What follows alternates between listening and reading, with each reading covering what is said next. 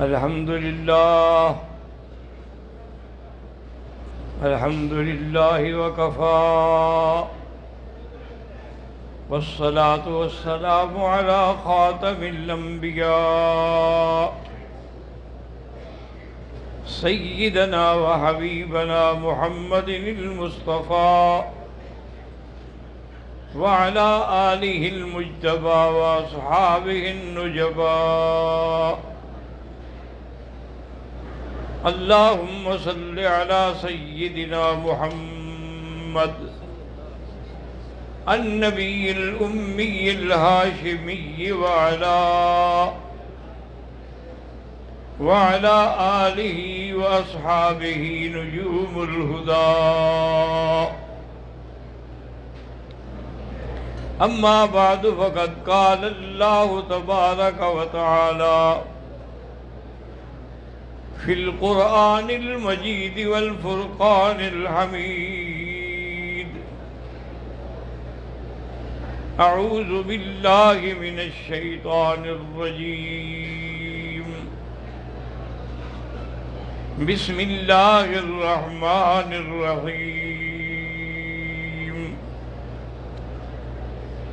وأنه لما قام عبد الله كادوا يكونون عليه لبدا. وقال في مقام آخر: وإذ صرفنا إليك نفرا من الجن يستمعون القرآن فلما حضروه قالوا أنصتوا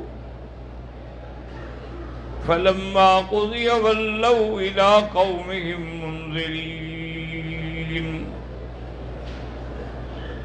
قالوا يا قومنا إنا سمعنا كتابا أنزل من بعد موسى مصدقا لما بين يديه يهدي إلى الحق وإلى طريق مستقيم.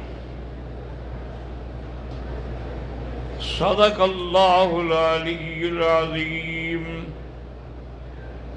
قال النبي صلى الله عليه وسلم: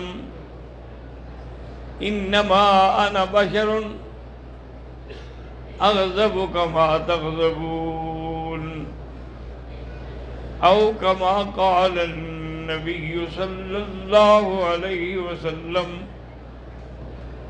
صدق رسوله النبي الكريم. ونحن على ذلك لمن الشاهدين ومن الشاكرين، والحمد لله رب العالمين. رب اشرح لي صدري ويسر لي أمري واحلل عقدة من لساني يفقه قولي. رب زدنی علما. برادران اسلام، آج کے درس میں ہم ابدیت سیدنا محمد مصطفیٰ صلی اللہ علیہ وسلم کے بارے میں عرض کریں گے کہ حضور صلی اللہ علیہ وسلم کی تمام صفتوں میں سے سب سے جامع معنی قابل صفت جو ہے وہ عبد ہے. اسی لیے علماء نے کہا ہے کہ جیسے اللہ پر خدا پہ اس کی خدائی کی انتہا ہے، میرے مدنی پر عبدیت کی انتہا ہے. اس لیے آپ سارے قرآن پاک میں نظر ڈالیں،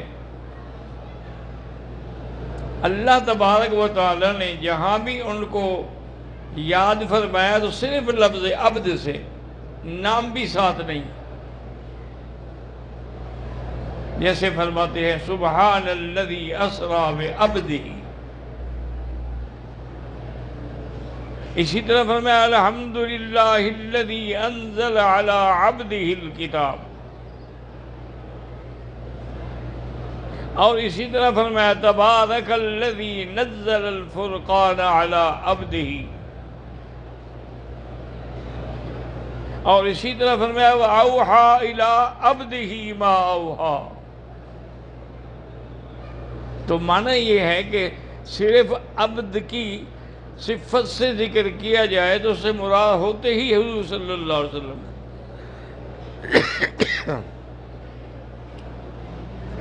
اللہ نے باقی انبیاء کا بھی ذکر فرمایا ہے، اگر کبھی صفت عبد کے ساتھ نام بھی ہے، وَاذْكُرْ عَبْدَنَا أَيُّوبَ إِذْ نَادَىٰ وَاذْكُرْ عِبَادَنَا إِبْرَاهِيمَ وَإِسْحَاقَ وَاذْكُرْ عَبْدَنَا دَاؤُودَ ذَا الْأَيْدِ، یعنی ساتھ نام بھی ہے، ذکر رحمت ربک عبدہ زکریا۔ لیکن صفت عبد جو ہے یہ ایک ایسی صفت ہے کہ جب اس کو بغیر کسی نام کے صرف عبد کی نسبت سے ذکر کیا جائے تو اس سے مراد حضور صلی اللہ علیہ وسلم۔ اسی لیے لیلۃ المعراج میں جب حضور صلی اللہ علیہ وسلم مقام دنو پہ پہنچے تو اللہ نے فرمایا کہ کیا چاہتے ہو؟ میں حضور یا اللہ مجھے اپنا عبد بنا دے۔ تو اللہ تبارک و تعالیٰ نے آپ کو ایسا لقب دیا کہ قیامت تک کوئی نماز نہیں ہو سکتی جب تک آپ اقرار نہ کریں اشہد ان لا الہ الا اللہ و اشہد ان محمدًا عبدہ و رسولہ۔ افسوس ان لوگوں پر ہے جو خود کو عاشق رسول بھی کہتے ہیں، کیا وہ نماز میں کبھی پڑھتے ہیں اشہد ان محمد نورہ و رسولہ؟ کیوں نہیں پڑھتے؟ پڑھیں گے تو اسلام سے بھی نکل جائیں گے، اور جب اس بات کا اقرار کرتے ہیں کہ حضور اللہ کے عبد ہیں تو پھر ان کو حاضر ناظر سمجھنا اور ان کو حاجت روا اور مشکل کشا سمجھنا یہ کتنی بڑی جہالت ہے۔ بلکہ وہ تو یہ کہتے ہیں کہ جی ظاہر میں تو اب آپ عبد ہیں لیکن اندر سے آپ نور ہیں، اور وہ استدلال کرتے ہیں ایک قرآن کی آیت سے کہ قد جاءکم من اللہ نور و کتاب مبین۔ وہ کہتے ہیں یہاں دو چیزیں ہیں، نور اور کتاب، تو نور سے مراد محمد مصطفیٰ ہے اور کتاب سے مراد جو ہے وہ اللہ کا قرآن ہے۔ یہ بھی انہوں نے ترجمہ اپنے سینے کے زور سے کیا ہے، ورنہ پوری آیت پڑھتے تو یہ غلطی نہ لگتی۔ یہدی بہ اللہ، بہ ضمیر مفرد ہے، اگر یہ دو چیزیں ہوتی تو اللہ فرماتے یہدی بہما، بہی تو نہ ہوتا نا، تو معلوم ہوا کہ نور اور کتاب ایک چیز ہے، دو چیزیں نہیں ہیں۔ اللہ نے قرآن پاک کو بھی نور فرمایا ہے، اللہ نے ایمان کو بھی نور فرمایا ہے، اللہ تبارک و تعالی نے، اور حضور تو صرف نور کا معنی کیا ہوتا ہے کہ خود بھی روشن ہو اور دوسری کو بھی روشن کر دے، لیکن ہمارے مدنی پاک جو ہیں وہ تو صرف نور نہیں بلکہ سراجم منیرہ ہیں۔ یا ایہا النبی انا ارسلناک شاہدا ومبشرا ونذیرا وداعیا الی اللہ باذنہ وسراجا منیرا۔ اور حضور نور کا معنی یہ نہیں ہوتا کہ جیسے سورج کا نور ہے، چاند کا نور ہے، وہ نور تو بجھ جانے والا ہے، وہ نور تو ختم ہونے والا ہے۔ رات ہوئی تو سورج غائب ہو گیا، دن ہوا تو چاند غائب ہو گیا۔ لیکن حضور پاک صلی اللہ علیہ وسلم کے نور سے مراد ہے کہ آپ بشر ہیں لیکن نور نبوت ہے، کیونکہ اللہ نے قرآن پاک میں کافروں کا ایک اعتراض نقل کیا ہے کہ ہم کیوں ایمان نہیں لے آتے، وَمَا مَنَعَ النَّاسَ أَن يُؤْمِنُوا إِذْ جَاءَهُمُ الْهُدَىٰ إِلَّا أَن قَالُوا أَبَعَثَ اللَّهُ بَشَرًا رَسُولًا۔ وہ کہتے ہیں کہ اللہ نے ایک بشر کو رسول کیوں بنایا؟ آپ بھی ذرا غور کر کے دیکھیں کہ یعنی کافر جو تھے وہ بشریت کے تو قائل تھے لیکن نبوت کے منکر تھے، اور ہمارا جاہل جو ہے یہ نبوت کا تو قائل ہے، بشریت کا منکر ہے۔ آپ بتائیں فرق کیا ہو گیا؟ کہ وہ بشریت مانتے ہیں کہ آپ بشر ہیں، آپ ابن عبداللہ ہیں، آپ ابن عبد المطلب ہیں، آپ قریشی ہیں، آپ ہاشمی ہیں، لیکن نبی نہیں مانتے۔ ان کے عقیدہ یہ ہے کہ بشر نبی نہیں ہو سکتا۔ ہمارے جاہل کہتے ہیں جو نبی ہے وہ بشر نہیں ہو سکتا۔ اِنَّا لِلَّهِ وَإِنَّا إِلَيْهِ راجعون۔ حالانکہ حضور کو اللہ نے فرمایا کہ آپ اعلان کر دیں، کافروں نے کہا تو آپ نے فرمایا هَلْ كُنْتُ إِلَّا بَشَرًا رَسُولًا، میں بشر بھی ہوں اور رسول بھی ہوں۔ اور انبیاء کی شان یہی ہوتی ہے کہ وہ بشر ہوتے ہیں۔ مَا أَرْسَلْنَا مِن قَبْلِكَ إِلَّا رِجَالًا نُوحِي إِلَيْهِمْ، سب انسان تھے، ان کی طرف ہم نے وحی بھیجی تھی۔ آپ بھی انسان ہیں۔ اور اسی طرح کافروں نے کہا، کافروں کے اعتراض یاد رکھو دو طرز کے ہوتے ہیں، ایک تو ہوتا ہے الزام اور ایک ہوتا ہے تعجب۔ الزام کا معنی یہ ہے کہ کبھی انبیاء کو ساحر جادوگر کہتے ہیں، کبھی نعوذ باللہ کذاب جھوٹا کہتے ہیں، کبھی مجنون کہتے ہیں، یہ تو الزام ہے۔ تعجب یہ ہے کہ جی لَيَأْكُلُونَ الطَّعَامَ وَيَمْشُونَ فِي الْأَسْوَاقِ، ہماری طرح کھاتے ہیں پیتے ہیں بازاروں میں چلتے ہیں، تو یہ پھر نبی کیسے ہو گئے؟ اللہ تبارک و تعالیٰ نے جتنے الزام تھے ان سب کا جواب دیا، لیکن یہ جو تعجبات تھے ان کا جواب نہیں دیا، بلکہ بتلایا کہ جتنے پیغمبر گزرے ہیں سب کھاتے تھے پیتے تھے، بازاروں میں بھی جاتے تھے، تجارت بھی کرتے تھے، تو یہ تو کوئی عیب نہیں ہے۔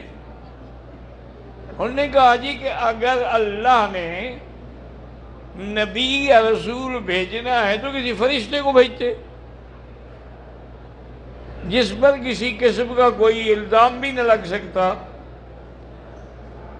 اللہ نے اس کا بھی قرآن میں جواب دیا، قُل لَّوْ كَانَ فِي الْأَرْضِ مَلَائِكَةٌ يَمْشُونَ مُطْمَئِنِّينَ لَنَزَّلْنَا عَلَيْهِم مِّنَ السَّمَاءِ رَسُولًا۔ اللہ نے فرمایا کہ اگر زمین میں فرشتے ہوتے تو ہم آسمان سے رسول بھی فرشتہ بھیجتے۔ اب اگر ہم فرشتہ بھیجیں گے تو پھر تو تمہارا وہی دھوکہ رہے گا کہ جی ظاہر سے بشر ہے اندر سے فرشتہ ہے، تمہارا عقیدت اسی طرح برباد ہو جائے گا۔ اس لیے اللہ تبارک و تعالیٰ کا یہ کرم ہے کہ اس نے تمہاری جنس میں سے نبی بھیجا ہے۔ جنس کا معنی یہ ہے کہ وہ بھی انسان ہے تم بھی انسان ہو، وہ بھی کھاتے ہیں تم بھی کھاتے ہو، وہ بھی اولاد ہے تمہاری بھی اولاد ہے، ان کی بھی بیویاں ہیں تمہاری بھی بیویاں ہیں۔ اللہ تو ان سب چیزوں سے پاک ہے، خدا تو ان سب چیزوں سے نہ کھاتے ہیں نہ پیتے ہیں نہ اولاد ہے نہ جینے گئے۔ لم یلد ولم یولد ولم یکن لہ کفوا احد۔ ایک دفعہ حضور صلی اللہ علیہ وسلم نے نماز پڑھائی تو آپ نے 4 رکعتوں کے بجائے 5 رکعتیں پڑھ دیں۔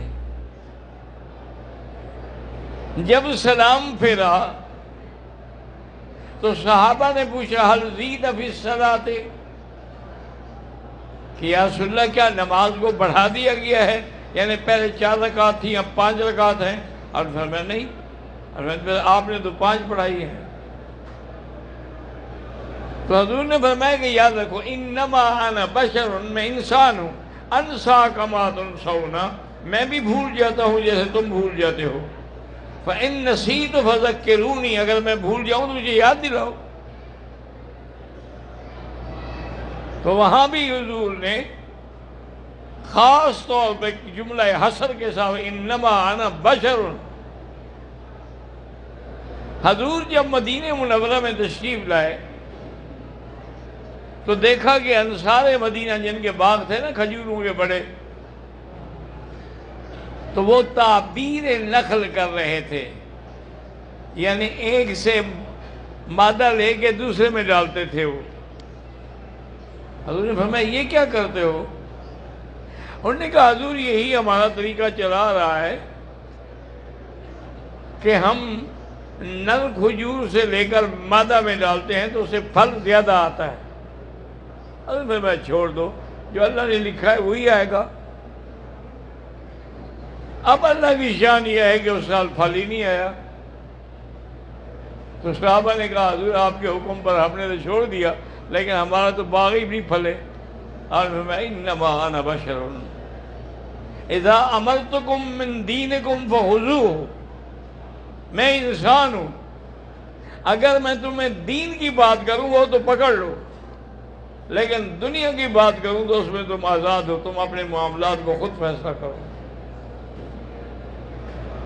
اسی طرح سیدہ عائشہ صدیقہ رضی اللہ تعالی عنہ فرماتی ہیں کہ حضور صلی اللہ علیہ وسلم رات کو تہجد میں اتنی لمبی لمبی نماز پڑھتے تھے